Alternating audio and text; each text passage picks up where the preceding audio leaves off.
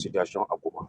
Actuellement, les rebelles du M23, AFC, M23, Alliance de fleuve du Congo, contrôlent actuellement Goma, on le veut ou pas. Les gens souffrent du fait que je m'intéresse particulièrement au cas du Congo. Parce que les gens n'ont pas fait le lien, et moi j'arrive à faire ce lien entre ce qui se passe dans le Sahel actuellement et ce que nous voit au Congo. C'est ce qui m'a fait. L'armée congolaise a été désarmée parce qu'il y avait un plan qui a été concocté depuis les officines de l'OTAN, des Occidentaux, pour tuer cette population avant de s'accaparer de leurs ressources minérales. Et effectivement, Goma à elle seule représente 60% de réserve mondiale de coltan. Et c'est ce qui attire le monde entier actuellement parce que le coltan est utilisé comme matière première dans les appareils électroniques.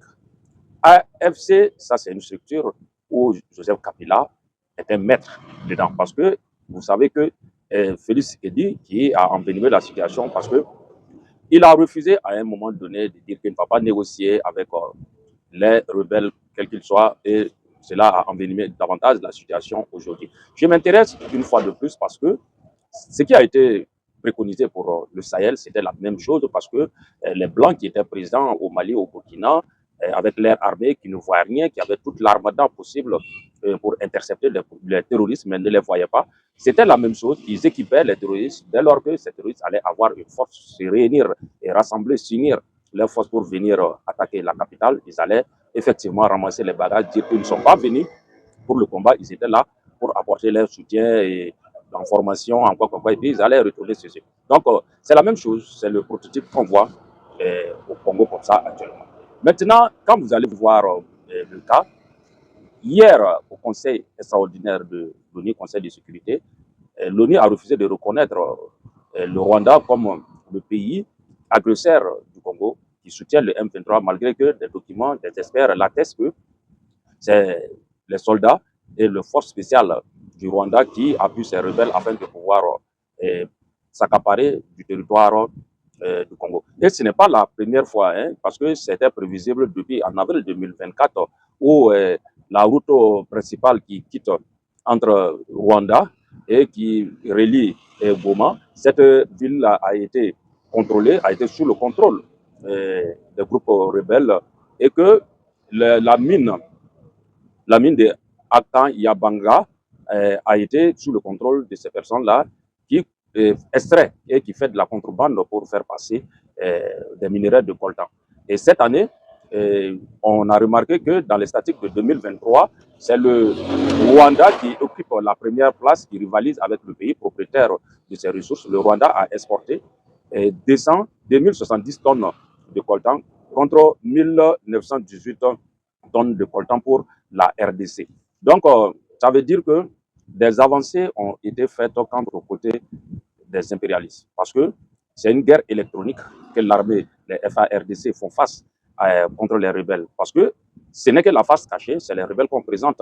Or, pourtant, en bas, c'est des hommes blancs, c'est des hommes formés par l'OTAN qui mènent la guerre. Parce que, selon l'ONU, il a été retrouvé, tout juste après la prise de Goma par les rebelles, il a été retrouvé des appareils, des missiles à guidage électronique Spike, voilà, et des systèmes de brouillage GPS ont été retrouvés dans cette localité de Goma.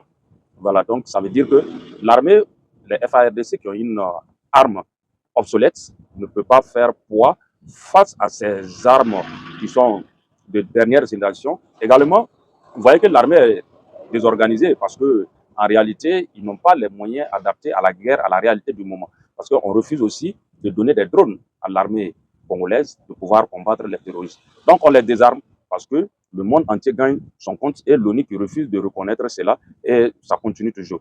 Maintenant, nous allons revenir à la jeunesse. Vous connaissez un certain nom, un certain général, Kunda, Laurent Kunda, qui était à l'origine, qui a été le point de départ de cette rébellion qui avait créé le Congrès national pour la défense du peuple, CNDP, qui avait été créé autour du début des années 2000, qui par la suite a été rejoint par le rebelle Bosco Tangada, voilà, qui est devenu son adjoint.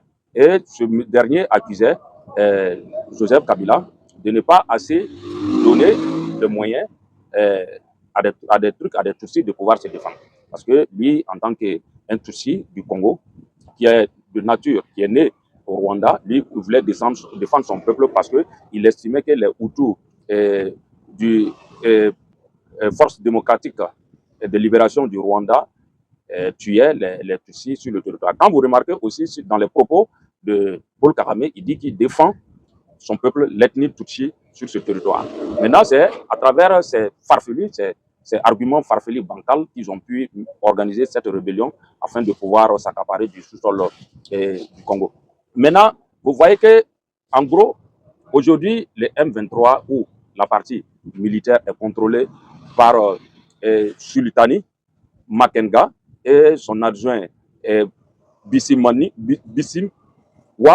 et Bertrand. Voilà, donc c'est les deux côtés militaires qui contrôlent le M23 et le patron même fut le président de la Commission nationale électorale indépendante qui s'appelle Corneille Nanga. C'est lui le patron, c'est lui qui occupe le poste politique, c'est lui qui devient l'interlocuteur pour dire que aujourd'hui ils sont à Goma et vont s'implanter là-bas. Il n'y a pas une question pour partir.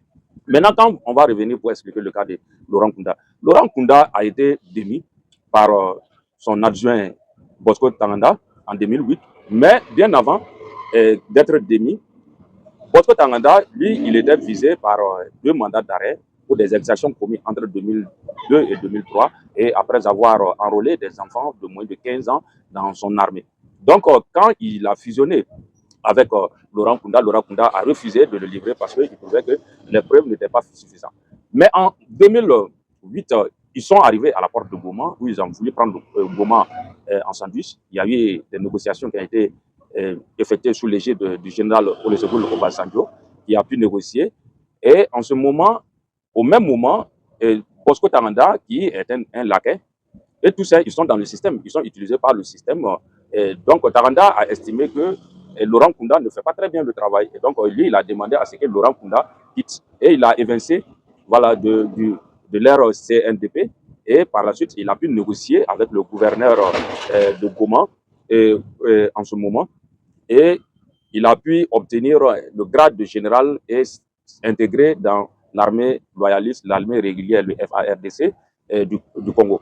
Donc, ce pas lui ici, quand ils ont fini de l'utiliser comme capote, ils l'ont abandonné. Il a été obligé en 2013 de se présenter devant l'ambassade des États-Unis pour se rendre à la CPI. Effectivement, en début 2015, son procès a commencé jusqu'en 8 juillet 2019 et il a été reconnu coupable de tous les chefs d'accusation. Il a été condamné à 30 ans d'emprisonnement. Donc, pour le cas de M. Joseph Kabila, qui lui aussi, il était un Rwandais, c'est pour dire que c'est un plan bien organisé. Il est un Rwandais qui, son vrai nom, c'est quoi? Il est Tutsi. Voilà. Son vrai nom, c'est Hippolyte Kanambe Kazemberere. Kanambe Kazemberere, lui, c'est eux qui ont mené le combat, la bataille, jusqu'à ce que ils ont pu prendre le pouvoir avec son supposé père, Laurent Désiré Kabila, le pouvoir entre les mains de Mobutu au Congo, en Zaïre en 1987, et chassé Mobutu du pouvoir. Et c'est cette même armée qui, en 1994, tout juste après le génocide, c'est eux qui sont venus au secours et qui ont accompagné Laurent et Paul Kagame à prendre le pouvoir jusqu'à aujourd'hui du Rwanda. Donc, c'est une équipe qui s'est formée. Quand vous voyez, c'est comme une entreprise de malfaiteurs qui est bien organisée, où ils se sont ralliés avec des petits groupes qui est contrôlé par ce même Hippolyte Karambe, alias Joseph Kabila, qui ont formé Alliance des fleuves du Congo et qui se sont organisés pour attaquer Goma. Goma, qui est la principale ville où il y a assez de minerais là-bas. Donc, ça veut dire que rien n'est fait, rien ne peut être fait, parce que l'embargo qui est là aujourd'hui légitime la position et réconforte les rebelles dans leur prise de contact avec l'armée sans avoir peur. Et l'armée est obligée aujourd'hui de se replier, de fuir, avec juste raison. Ils sont obligés de fuir parce qu'on ne les a pas armés. Pendant que de l'autre côté, les drones ne peuvent pas circuler parce que vous n'en avez pas. Et aussi, les positions GPS pour vous donner des coordonnées afin de pouvoir mener des attaques. Les coordonnées sont brouillées. Vous n'avez pas de drones. Donc, et il y a des missiles à guidage électronique voilà, qui sont utilisés, tels que des spikes qui sont des marques américaines, qui sont utilisés contre vous, tout juste à cause des ressources. Donc, on parle de jusqu'à 6 millions de morts depuis les années où Laurent Kunda a commencé les opérations. Parce que Laurent Kunda a eu à maîtriser au départ le Sud Kivu Oui, il avait pris la capitale à Bukavu en sandwich. Et vraiment, aujourd'hui, il est arrêté. Il a été arrêté précisément le 22 janvier 2009, Laurent Kunda, et qui a des mandats aussi, mais le Rwanda a refusé de les livrer parce qu'il a été arrêté par Paul Kagame. Voilà, donc c'est pour revenir sur l'historique, afin d'expliquer que les gens puissent comprendre dans quel pétrin on s'est retrouvé, dans quelle manipulation, dans quel carcan le public congolais et africain est pris en sandwich avec cette histoire d'abrutissement, avec cette question de M23. Donc, le vrai nom, c'est AFC M23. Donc, c'est le deal entre Tshisekedi, Joseph Kabila, Paul Kagame, ainsi de suite. Voilà, c'est eux qui font ça.